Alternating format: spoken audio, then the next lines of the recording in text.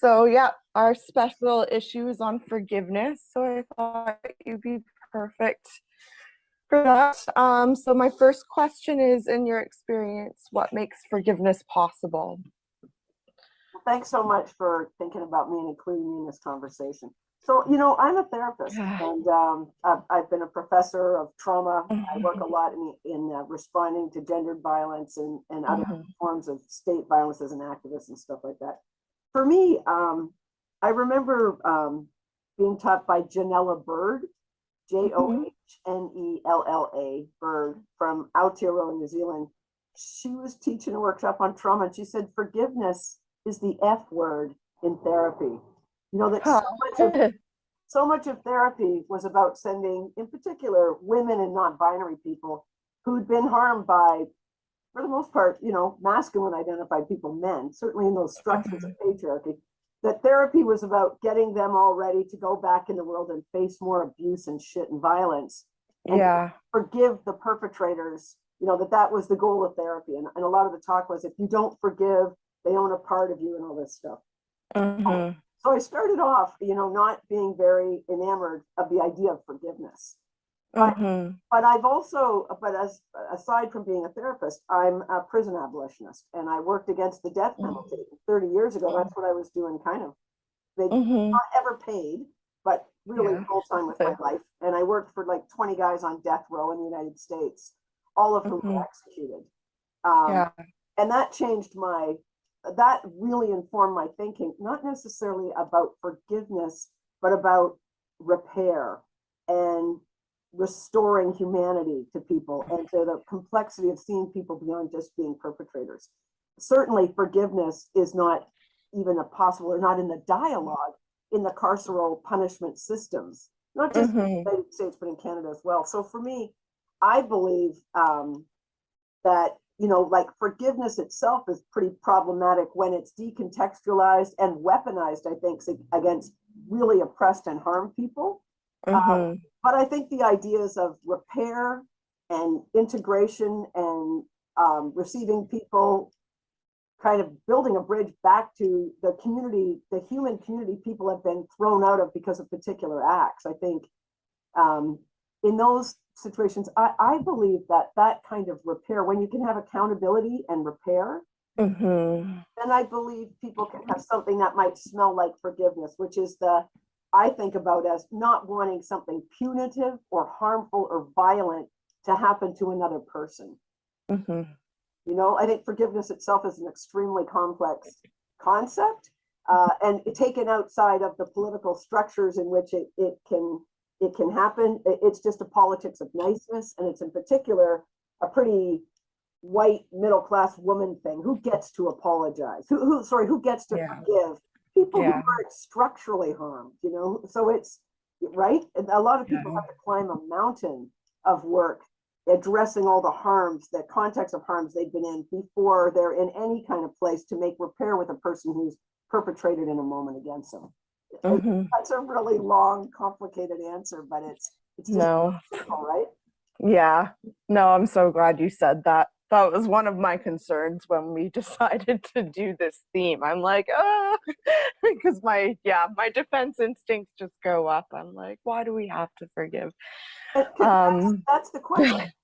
It's not just why do we have to forgive. If we back that up, certainly who has to forgive? Who's usually required to forgive? Is feminine identified people. Like women have an obligation to forgive. Trans folks have an obligation to. They've got to go to therapy now and do the hard work to get to forgive. Right. That's the problem in terms of gendered violence in particular. But also, if we look at it in terms of class, and we look at it in terms of racism, it's people who are victimized by the state. People of color, Black people, Indigenous people need to have forgiveness against the state for state violence, colonialism. The imperative of forgiveness is always, when it's imperative, it's always wielded by white supremacy in the state. Who gets to, and who is seen as a bad person for not forgiving, right? Whereas there's some masculine no matter what, as Bell Hooks teaches us, right, Black feminist scholar from the United States, it's not your gender, or certainly not your biology, that makes you doing feminism or doing masculinity, doing patriarchy. Mm-hmm. Discern patriarchy from masculinity. But if you're doing domination and control, it doesn't matter what your gender is, you're doing patriarchy. And so there's these spaces, patriarchal spaces, right? Where you're like, I'll never forgive those bastards. I'll hold on to this my whole life. And it's kind of like a point of pride. So Yeah. it's very political who is required to forgive and who is allowed to withhold forgiveness as a virtue. And that's always gendered, classed, racialized, right? Yeah. Yeah, no, I remember that workshop you did for us at SFU Women's Center. You were talking about reconciliation, and you said, how can you reconcile mass rape and genocide? Yeah. So yeah, I never forgot that. Yeah, I think Riel Dupley Rossi, who's a Mohawk scholar, we alongside Charlene Helson, we wrote a booklet, a zine really on decolonization called Disrupting Current Colonial Practices and Structures. And one of the things that Riel quoted me in here, I was honored to be in this way, is that, that I had said, in the words of Vikki Reynolds, 2019, you don't reconcile you don't reconcile genocide, you stop it. This idea that, we've got these forgiveness terms like reconciliation. To reconcile means to go back to a harmonious time. And there was no harmony between indigenous people and invaders who perpetrated genocide, right? That's a romantic fiction. And I think that is also true about heterosexual marriage and the state's ideas of that, if there's violence in a relationship, they should go to marriage counseling and reconcile it. And it's like, what if it started with violence? What if this woman was kind of coerced through domination, through economics, through not wanting to be a woman without a man, like into that forced state union marriage, right? Yeah. That heterosexual marriage itself is not a very liberatory practice for women and non-binary people in particular, Yeah. Next question is, what does a genuine apology look like? Thanks for that. So I have been really informed, of course, by the transformative justice folks, women of color in particular, Indigenous women, Black women. I'm thinking about Miriam Kaba, who wrote, we do this till we free us. Angela Davis's work on freedom is a constant struggle. And I think about Insight, women, gender nonconforming, and trans people of color against violence. They, and then groups like Mimi Kim and Rachel Herzig from Creative Interventions from the Bay Area. So all of what I'm going to talk about is really informed by direct action activism and all of these, brilliant, for the most part, women of color, Black women, Indigenous women. When I, as a therapist, when I started my work 30 years ago, I was working with young boys. They were called young men, but they were boys who had been violent in their families, mostly against their mothers. And they were arrested and taken out of the home and, sent to a place where we did therapy with them. As soon as I say that, Natasha, that all those boys were poor. None of them had a lawyer, and their mother, and for the most part, they were on welfare, living in poor housing and state housing. And their mothers weren't believable when the police showed up to try to keep their sons in the house. Rich moms can say things like, oh, the neighbors just called because, we were watching an action movie, or there was a little, they just like, oh, he's got to get up early for his piano lessons. And all of this class and white and money privilege helps them keep their child from being criminalized, right? But the youth I was working with, they didn't have those repairs against the state. And I'm not saying they shouldn't be accountable for what they're doing, but we worked towards repair. But the first thing I just wanted to start with is, before like an apology, this idea that, those young boys, for example, they didn't invent violence. They were in context, like the Aboriginal young men, who were a lot of them, all of them were on welfare in inadequate housing. That's violence. The structural violence in which they're living is never named. But the police action starts with what that young boy does when he hits his mother. but it doesn't start when all those kids, all those young ones that I worked with, violence was perpetrated against them, and they witnessed violence perpetrated against their mothers, as you well know. That's where they learned violence. They didn't, no young guy I've ever worked with invented violence. And they were in all this state apparatus of violence that never gets named in this. So the first thing that I do in terms of moving towards an apology is you've got to acknowledge the violence, the structural violence that incident happened in. That youth is responsible for their actions, but they're not responsible for the fact that they've seen their mother sexually assaulted and violated. They've been in the violence of poverty. They've got more, they are over policed and underprotected. The police are most likely to call social workers and have them apprehended as opposed to ever save them from some violence. It's state violence they're really up against, that necropolitics and structural abandonment. I've given you a long answer, but that long work of repair to get to a real apology. So for me, this is what I've kind of come up to, a little bit of a map of apology. The first thing is you have to name what you did. In real language. Alan Wade from the response-based practice talks about using words to put words to deeds, like who did what. So, in the naming of what you did is that I hurt you, I hit you, like I did this thing to you, without any kind of saying because you, whatever, really naming the harms that happened. But the second part of it, so the first one is naming what you did, but the second thing is you have to take responsibility, not just for what you did, but for the potential impact and consequences that you made possible in this world. And this comes to me, I believe, from the teachings of Alan Jenkins, a therapist in Australia who worked with men who used violence. He wrote 2 important books in the 1990s, Invitations to Responsibility and Being Ethical.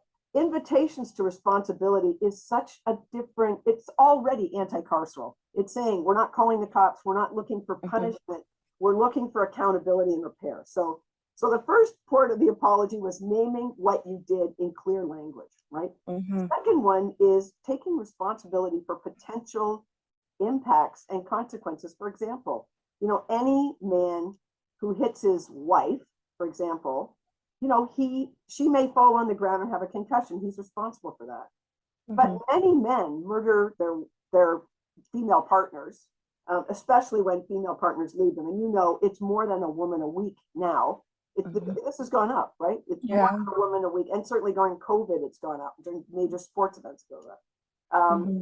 But more than one woman a week is murdered in Canada by a male partner or former partner.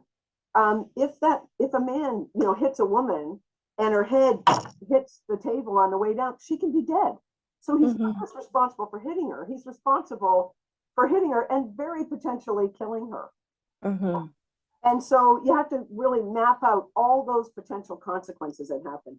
And when we talk about like the consequences that happen, so now a man has hit his wife, she's got to go to a shelter, her kids are going to be shunned at school. His whole family won't talk to them. The little kid, Billy, is going to go to his piano recital and his grandmother is not going to be there because his mom is a bitch and she's lied about, the grandmother's son. Like these consequences are enormous. And when you get a whiteboard out and you map the real consequences, and this is something I do when I work with men, the real consequences of, let's think about every person who is impacted about you hitting your wife. It's not just her and you and all of your children, all of your friends, all of your extended family, and the work sites and everything else. And then what are the impacts on these folks, right? It's very tender to do that work, because that's where I worry that in particular men who are trying to take responsibility might think about ideas of suicide, because it seems so, if you truly map out how much consequence there is here, it's enormous. That's what we have to repair. And I'm willing to walk alongside men to repair all of that. When you involve the police and you go to the justice system, they're only responsible for that one act, and it all becomes about punishment. There's no repair. So that third piece is about working to make repair. How do we start to repair on that? And you start with, ethical practice for me means you track vulnerability. So who's most vulnerable in this whole experience, Natasha, are the children. So even before the female partner, you've got to make it better with your kids. Then we've got to make it better with the partner. And that doesn't mean that she needs to accept an apology or anything. Make repair might be that she never wants to see you again, get out of the way and make sure she doesn't move into poverty. You know, we're not talking about everything's going to be like happy and sweet at the end. In terms of the hard work of making repair, I also, you know, I'm also informed by the 12-step movement, you know, Alcoholics Anonymous. And oh yes. those, you know, there's real problems with that movement, but there's fabulous things. And I truly know and believe that they've saved more lives from, quote, addiction than counseling has, right? And I say that as a person who's taught therapy. But what the 12-step program says is, in terms of that making repair, you do absolutely everything humanly possible that is not illegal to make repair. That's how far they want their community to go. And they hold their community members and help them do that. I think that's like a piece of transformative justice organizing. That's really community-based. No cops involved, no social workers, no legal agreements or any of that kind of stuff. Just an obligation you're going to be held to by people who love. So then you do the work to make repair. And then you have to have a real plan to not do it again. And that is massive work. That is more work than the accountability work. And then you have to do the fifth stage, which is the hardest one, which is you have to not do it again. Yeah. Actions that are the things that happen. But so the first one is naming what you did. Secondly is taking responsibility for all consequences and the potential consequences. The third one is actually doing the work of repair. And the fourth one is having a real plan to not do this again. And the fifth one is not doing it again, actually walking your talk with action. Yeah. Beautiful. Thank you. You've already kind of hit on this, but in case you want to add to it, what kinds of power and privilege relations need to be kept in mind when we forgive or choose not to, or when we want to be forgiven? Oh, thanks so much for that. So I think, you know, let's just think about this. And someone who has, you know, perpetrated, and I don't want to talk, I'm not using the language of perpetrator as an identity category, just in this event, who did what to do. Often people want forgiveness, and that's not up to you. It's up to the person who's experienced the harm to decide whether forgiveness is a piece of what's important for them. And so often forgiveness is such a liberal, apolitical value in our societies that people are up there. People's goal in therapy is to get forgiveness. It's like, so your goal is for someone else to do the hard work, to climb a mountain, to get back to you. That's not a therapy. We're not fucking doing that. Yeah. Someone recently told me, you have to forgive me. I'm like, I can't forgive on command. It doesn't mean anything if I do. Yeah. Well, here's the whole thing in terms of power. Violence is always an abuse of power. So it's an abuse of power to require someone to accept apology. That apology is a very gracious act on the part of the person willing to receive it. So, and I just think, so like that third part of the apology stuff about the work of doing repair, you have to do the repair whether the person you've harmed wants an apology or not, whether they're ever open to hear it, and whether they are ever open to forgiveness. That you are required for your own humanity and ethics to do that work. And it just may be, and often it is, a lot of the men that I've worked with in the downtown east side are men who had long prison sentences, often really hurt their children and their female partners. And their kids never want to be with them again, never want to see them again. Now, we have to check and make sure that that's actually true, because social workers, the police, in the prison industrial complex, that system always tells people there's no way back and there's no forgiveness for them. So we can't trust that system at all. But we have to find out. But if someone's children and ex-partner don't want that forgiveness, don't ever want to hear that apology, then part of the accountability is making sure you're never near those people again. That's a way that a man can be accountable, by not giving an apology, by making sure they don't run into their children again. If what their children need is to be safe and what they want is to never see their dad again, then it's up to that dad to make sure he never sees those kids again. You know, like, but you're asking a different question, which is about the power when there is an apology, and forgiveness when we're moving. So forgiveness, I think we've got to always be aware of the power that's involved in all the contexts of violence, structural violence, necropolitics, like all of that context that I was talking about, in which this act happens, right? And so the politics of forgiveness is, when that one thing I think about, for example, is a woman who's moved to poverty when a man leaves the family. Mm-hmm. For her, accepting an apology might be total bullshit, but an act of resistance. She'll let him apologize because she needs him to start to send checks. Yeah. House. Like, don't fool yourself that, if what you're after is an apology and that's something that you need, who is centered here? I guess that's what I would say, Natasha. Again, ethical practice, not just in therapy, but in community work and in the work of repair, in restorative justice, in the work of repair, you got to track vulnerability, say who's most vulnerable and center those persons. So it's the people who experience the violence. They get to decide if they want to move. Is forgiveness something that they want? If that's not something they want, it shouldn't happen. Mm-hmm. And that, as you said, people saying, you've got to forgive me. We've all been in experiences, whether it's a person talking to us or whether we've transgressed and just feel like, oh, you have got to forgive me. My way back to my humanity, my way back to my picture as a decent person integrated in society with relationships is all hinged on your forgiveness. That's not okay. That is an abuse of power. That's actually demanding something of someone that you harmed. You don't get to make the demands now. They might make demands of what is required for a repair. But that's not hinged on, and then I'll forgive you. They might never forgive you. I remember doing a circle with young women, all of whom had been sexually exploited and experienced sexual violence from men. The stuff we call drug and alcohol counseling, which always, almost always involves violence against young women, right? And structural violence and stuff. But I remember being in a group with those young ones a long time ago. And one of the youth, one of the young women said to me, Vikki, can I just get you? I just want to, everything you're saying, I want to play a song. And so she came in and she played a song by Lauryn Hill. And I believe it was the album, The Miseducation of Lauryn Hill. Yeah. And in that song, Lauryn Hill was singing as a Black young woman to Black young men. And she says, brothers, I mean, I got this wrong. Yeah. She says something like, brothers, I am going to forgive you, but I will never, never forget. And so that's one piece also that I also attribute to Janella Bird's work, this supervisor from Aotearoa, New Zealand, who talked about if we move with forgiveness, what happens is in our society under, just basic patriarchy and all those other power structures, colonialism, all that. You have to forgive and forget, don't you, Natasha? Forgive and forget. Salt and pepper. So forgiveness is one thing. I teach young women to not forget.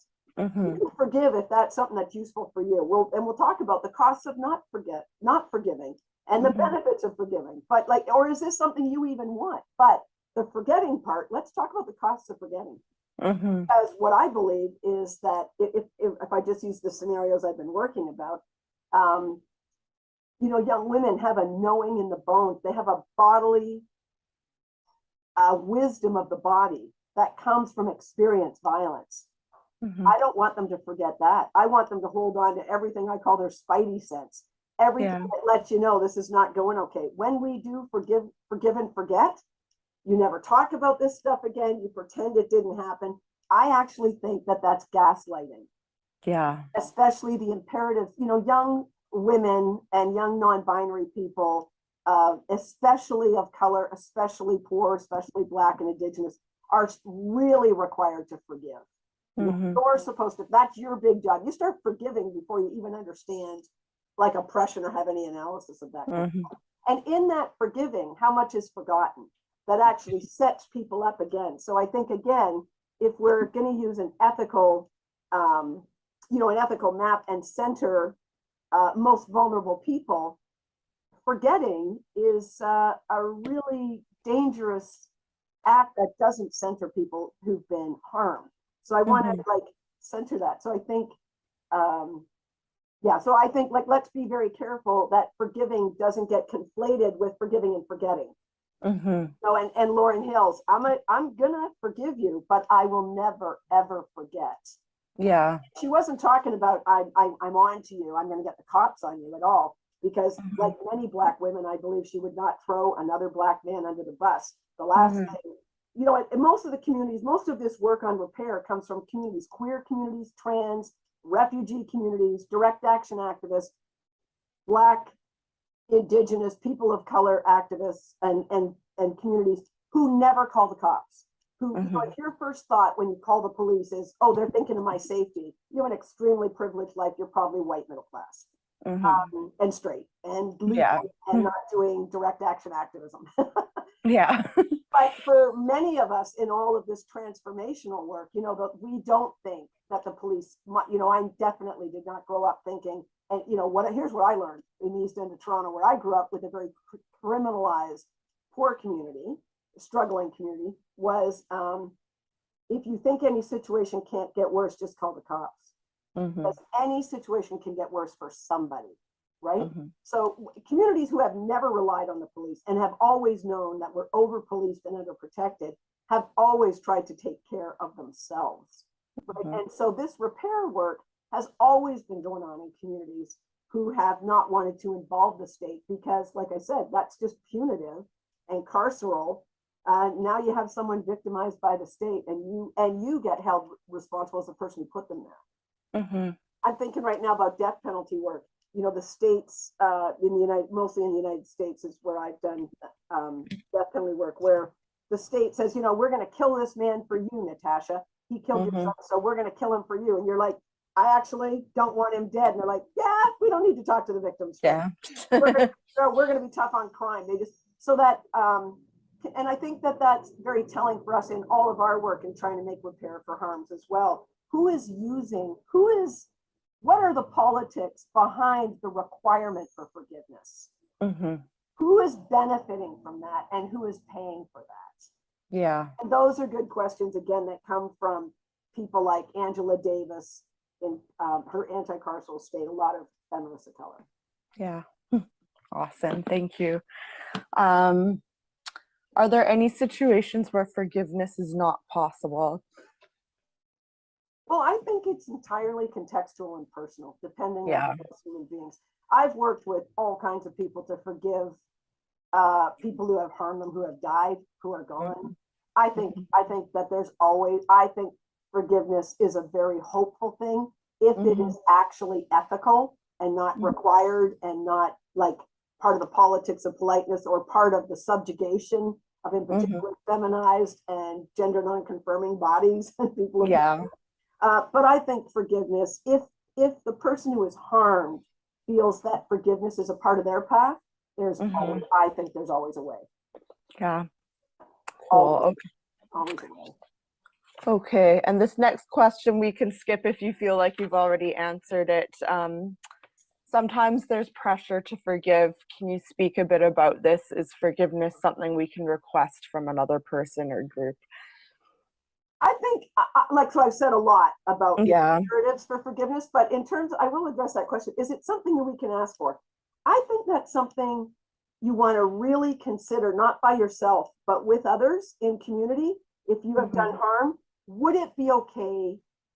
You know, Natasha, imagine you and I were in a public situation and I fat shamed you. Mm-hmm.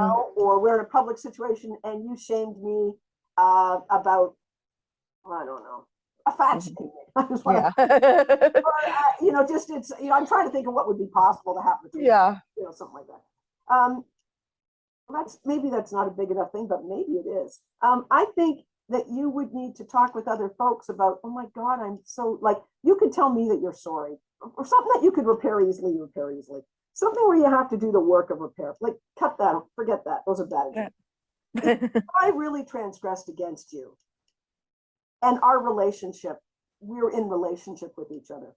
There's one thing I will say, I don't know where you'll fit this in. If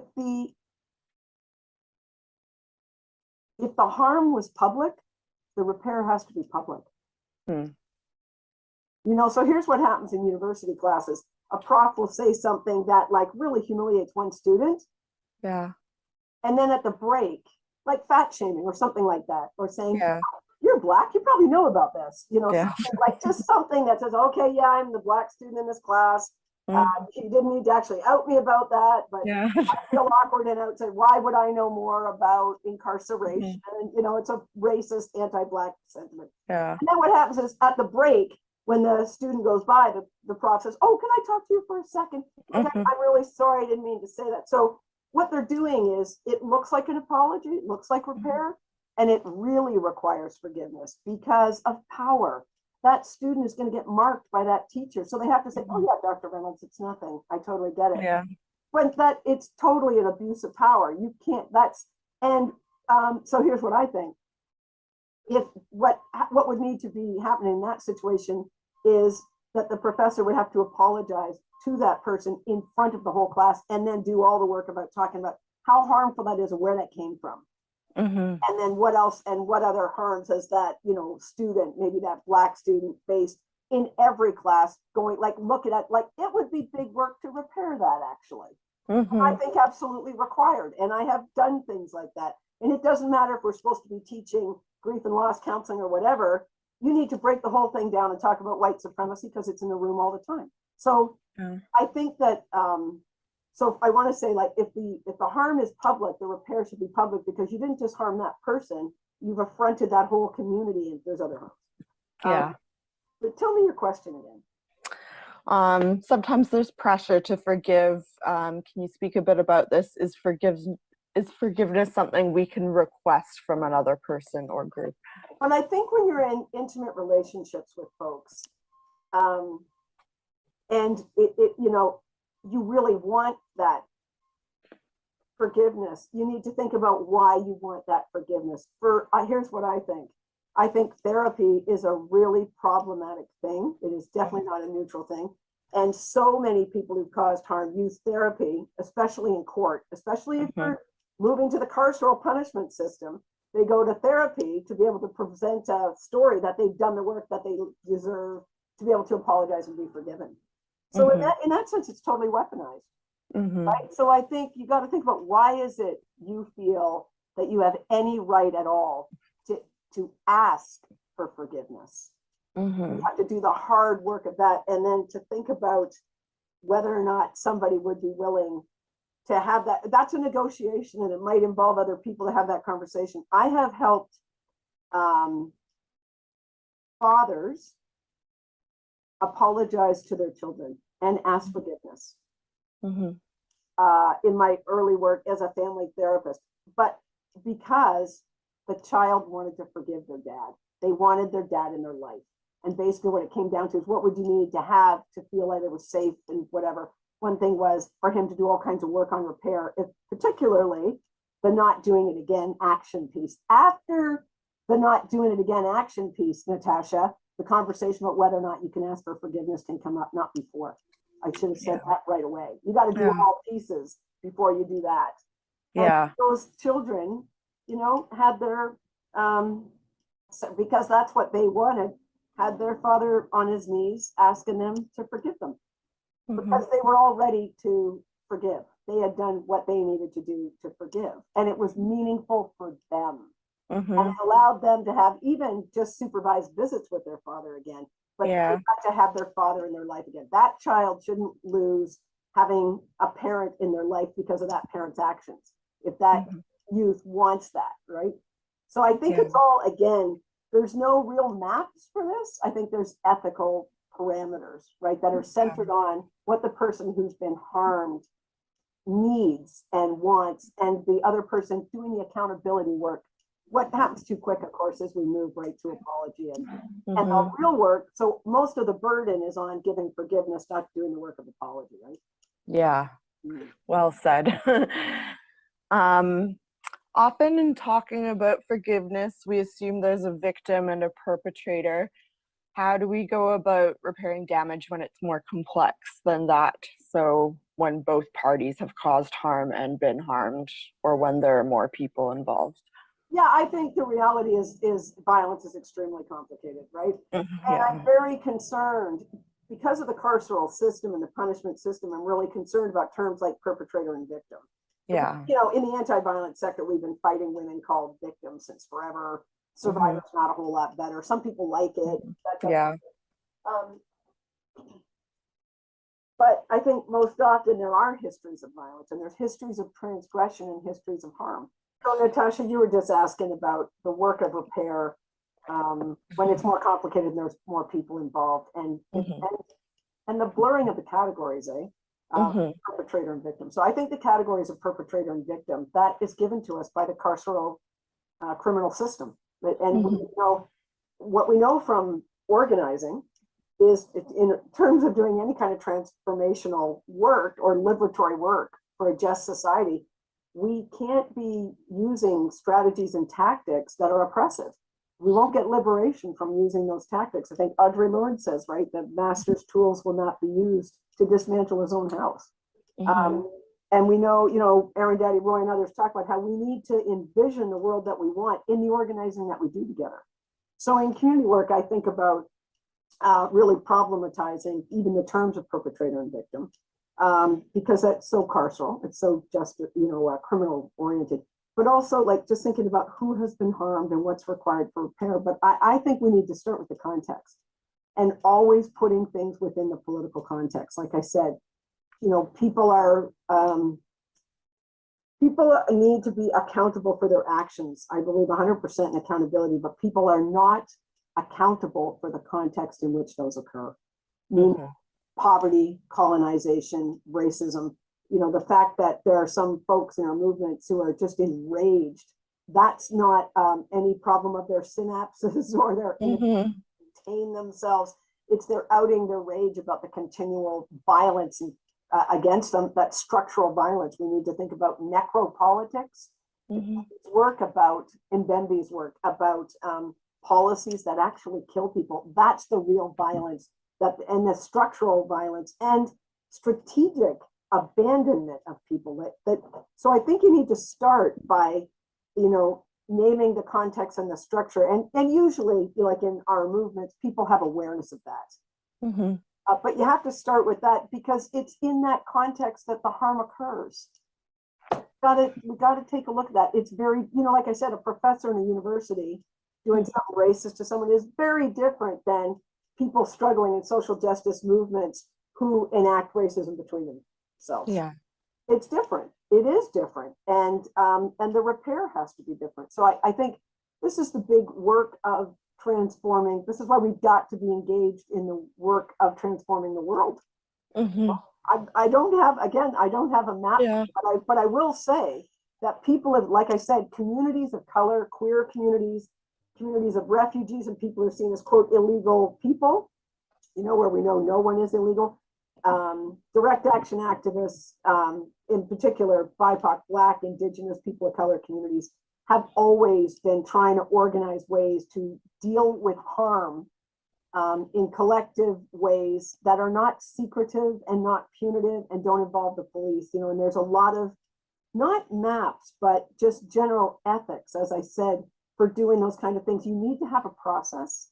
And I think about, if anybody's really interested in this stuff, I think that the, Insight, that collective, and then Creative Interventions in the Bay Area, Mimi Kim and Rachel Hertzig's work, they've put a lot of, Creative Interventions has a great website that's got a lot of stuff available. It's been up there for decades. Been organizing in these ways and not calling the cops. When we talk in, response to Black Lives Matter and calls to defund the police, there have been people who've been working on this. One, communities of struggle, there are always, but also like really formally, like in really useful ways for decades. There's so much there for us. So I think the thing is not to look for, I think as a therapist, don't look for therapists.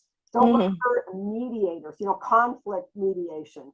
Conflict mediation is a really problem. Like there's all kinds of things that are problems to not do. Conflict mediation is extremely problematic for me because it's apolitical, and you can get called. I often have been called into a situation in an organization or even social service work where there's been harm between workers, and I'm asked to mediate it and it's this lateral process, as if basically two girls just haven't behaved well, Natasha. We got to get one of the mean girls on the playground. We got to get her to apologize. That kind of thing. But the reality is, one worker's been racist to another. Mhm. This is, and so you mutualize the violence when you have mediation conversations often. You know, you use mutualizing language. How did this happen between you girls? You know, this kind of. Mhm. So Yeah. like, we want to be really leery that most of what we're given from psychology can get weaponized against oppressed folks, and it depoliticizes the context. So there's all kinds of caveats about what not to do. What to do? This is a creative force, you know, Mhm. and we've all, hopefully all of us have made repair with people. It's a different path every time based on the relationship, the harm, the context. Like I said, how many people have been involved in harm, right? Mhm. I'll give you one example, which is you probably know, I worked at WAVA, the Rape Crisis Center. Mhm. I left, I was there for 6 years, and I have huge respect for everybody fighting against rape. And I left because they were getting really aligned against trans women and non-binary and gender non-conforming people, but also against sex workers. You know, there's a lot of Mhm. language at that time about prostitution and the Canadian government trying to make anti-prostitution laws. And I Mhm. couldn't stay because of my connections and my commitments. You know, Mhm. within like not a lot of years, WAVA wrote an apology to the sex worker community and an Mhm. apology to the non-binary community, to trans women, Oh. saying we have been part of harming you. I Yeah. find that so heartwarming, you know. Mhm. And then I came back to WAVA and I started to work, I started to volunteer to do some solidarity groups in community. I did that for a little while. It just felt, you know what, it repaired something for me, Natasha, to feel that I could go back to WAVA because it mattered to me. Yeah. I'm not saying they're perfect, but for the reasons I left, they'd made repair, you know, and no Mhm. one, no place is perfect. But Yeah. you know, that was collective harm. And that Mhm. was collective accountability. You know, Yeah. something I It's write a lot amazing. about in my work is collective accountability. That's when a harm happens, not to think, oh, who did it and run to blame, but to look collectively, how do we take collective responsibility within our movements and name and repair this, not just with the people who've been harmed. If we've done this, we've probably done it before and we've probably done other things. So like, let's be really, that's what's wrong. Again, with carceral responses and the punishment, you know, the criminal punishment system, the cops. What's wrong Mhm. with that is you only get accused of this one action and you're held accountable for that, and then it's over. And that causes more harm, obviously, and it causes harm in the name of trying to do something about harms. But I think these kind of other processes and dialogues with each other allow possibilities for us to think, like, there's no way, I wasn't there when WAVA wrote these apologies, and they were good ones. They weren't perfect, but they were well thought out and considered. And of course, more would be needed later. But they probably did one thing and then shit. How do we apologize to sex workers, but we haven't apologized to non-binary folks and to trans women? Like, you know what I mean? Yeah. Like, it invites you, accountability invites you to think about, okay, where else have I transgressed? Where else are we collectively required to make repair? Mhm. I think there's many examples of this good work going on around us, right? Yeah. But it's always a creative process. And again, ethical work is always messy. My PhD research methodology, I call Mhm. it a solidarity approach, the Mhm. rhizome and messy practice. You know, the rhizome being these interwoven ways that we're all connected. And that's what I think about collective accountability, community repair, community accountability. And then also the other piece of it is, which is very different than the carceral system, looking for how we don't transgress in the future, more than because we're taking one person away and caging them Mhm. inhumanly. That's not how you stop harm, caging Mhm. a being. Um, Instead, then we need to look at, okay, so like if I at WAVA, then I'd be thinking, okay, so we created harm and we've tried to make repair and we're on that path. We haven't done it, but we're not looking for forgiveness here, but we're looking to repair. That's our job. If there's forgiveness coming, that would be lovely. But that's not, we can't ask a whole oppressed community to do the hard work of forgiving us. Mhm. So if we've done this work, um, with sex workers, and then we've done this work to try to make repair and accountability, more an apology, I think, of repair and accountability to the non-binary community, to trans women in particular, and then thinking about who else have we, where else, okay, what else is required of us now? Obviously, it's going to be to Black women, to Mhm. racialized women, to Indigenous women. You can see this is kind of this is an unending process until we deliver a just society. And I love some of the accountability conversations that have been happening for the settler community in response to all of the children whose bodies have been recovered. I just heard an Indigenous person talking about how if that repair and making it right, if that takes forever, that would be okay. And I think I take that in as a white settler, but I also take that in as a person who may have harmed sex workers, as a cisgender person who may have been, and I was collectively connected with the harm to trans women. It's why I had to leave, but it wasn't enough to just go. I also have to work to, so just thinking about what is a lifetime of work of repair, and to not see that as some kind of burden that at the end of it, you get this gift of forgiveness, that I get to live in a more just world. Yeah. My great nieces and nephews will benefit from this. Will benefit from a world in which they're offered more maps for accountability than I was offered. Which was just punishment and apology. And the imperative on me, especially as a young woman, to forgive. Yeah. And being told you were hateful and hurtful and mean-spirited and cruel because you wouldn't forgive someone when they did none of the work of repair and just were willing to name it, and then all the work was demanding that you apologize publicly. Yeah. Yeah. Who is forgiveness for? What's its value and potential? You've already sort of started answering this.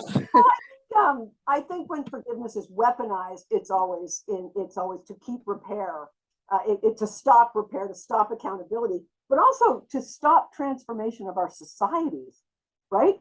Like that, the imperative to forgive as young women in particular stops us fighting rape culture and stops us from the creation of a consent culture which benefits everybody. Like that's the real cost of the weaponization of forgiveness. But I also feel for some people, as a therapist, I know this. I've worked with survivors of torture, right? I've worked with people who are refugees, who are survivors of political violence and torture.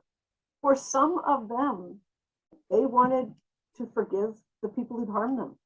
And I had my own political ideas about that. I was like, I am not helping you do this. And then I thought, oh, Vikki Reynolds, when did you decide what someone needs to do to get well? These guys are trying to stay on the planet. And so, you know what, they did the hard work of forgiveness in the absence of any accountability from the people who perpetrated the harm. Wow. And because I'll give you one example. I was seeing a guy who was a political activist. He was a communist. He was a direct action activist. He had risked everything, his family, his job, and everything, and ended up going to jail and was tortured for his political work and his actions. He was tortured by people. And he escaped and he got to Canada. He saw me. He needed to forgive those people because of his own political analysis, which said that they were also just workers who were exploited, who were required to do these things. And he could see the whole context of how someone could walk into that room as a torturer and harm him. They had no relationship to him. They didn't dislike him. They weren't good or bad people. He didn't see them as people. He saw them as like, his thing was, this guy, if he continued to think of this torturer as his Satan, as his devil, then he was letting the oppressive state apparatus off the hook. That it was all just about this one guy, but actually, who does that let off the hook, right? Yeah. I can see really similarly a man who's enacted rape. I could see someone thinking, I don't want to just hate him forever. I want to hold rape culture up. I want to hold up, the prison industrial complex, which gets most of the money for violence against women, goes to the cops and does nothing to keep us safer. I want to hold that. Like, I don't want to just, so my forgiveness might make space for me to hold more accountability. Do you know what I mean? Yeah. I can see scenarios and I have been in them, but I will tell you that I scrutinize that with people to make sure that they're not just doing that we're not falling into a trap that, they've been watching popular psychology on the media. And, and the things you do, these are the steps you do to get into, if I don't ever forgive, that the indoctrination and really harmful media messages and other messages socially given as part of a misogynist culture To Mhm. all genders get it though, that if you don't forgive, you're a hateful bitch. And that Yeah. you're gonna pay forever. You know, I do think we've got to investigate and make sure that's not the motivation, that people have these other ideas about what forgiveness might give them. You know? Mhm. And there can be a lightness and there can be ceremony and ritual around that opens people up to be more alive. Like if that's what people, you know, if the whole point is to be centering the person who's harmed Yeah. and not burdening them with forgiveness, Mhm. lack of forgiveness, right? And not requiring them to do anything. They're not Yeah. required to do anything, right? Mhm. And the work that they choose to do to get back in their life, that is autonomous, you know, that we're within the ethical principles of autonomy. Yeah. Yeah. Just two more questions that are open-ended. Do you have a few more minutes? Yeah. Yeah, okay. What are some of the biggest lessons you've learned about forgiveness doing the work that you do? I think the biggest lesson has been how it's weaponized. Yeah. It is absolutely heartbreaking and devastating, actually, to be with so many young women they get to have help from me because they're being called drug addicts. They get involved in the carceral system. They have their babies apprehended. You know, they are harmed in so many ways. And yet they are informed by social workers, probation officers, family members, all these other things that they're required to forgive. Mhm. You know, and that they come to therapy doing everybody else's work. And just Yeah. the load that is carried by oppressed people. Yeah. That's one thing I've learned about forgiveness. That's tough, right? But the Yeah. other thing I would say is, like, because it's lovely to just speak about that one man who was a survivor of torture. That, you know, Natasha, that experience humbled me. I wasn't willing to forgive any torturer. That's Yeah. and it's not that I lost track of their humanity. It's not that I don't have a political analysis. Do you know what I mean? Mhm. I realize that you know, again, in terms of abuses of power, I could have easily wielded my PhD and my psychological knowing and my being a world trauma expert onto this guy to stop him from doing that, and it was absolutely liberatory for him. Yeah. So I think what I've learned about forgive, and I would say in my own life, I mean, I'm 60, I'm 61 now. I have moved to forgiveness from people who haven't done the hard work to do, Mhm. but because I didn't want to be angry anymore. Mhm. And it was good. And it was good. Yeah. But it didn't change anything because people don't do the work. It's not a transformative forgiveness. You know, Yeah. the forgiveness that is tied to accountability and people having done the work, then you can be, you know, you can forgive with an open heart, thinking I'm actually part of transformation of the world. Yeah. But I don't want to judge people who do this as because they personally want that. They can have that. But there's also, Yeah. you know, if we're part of a larger process that's really transformational, that's really something to celebrate. Yeah.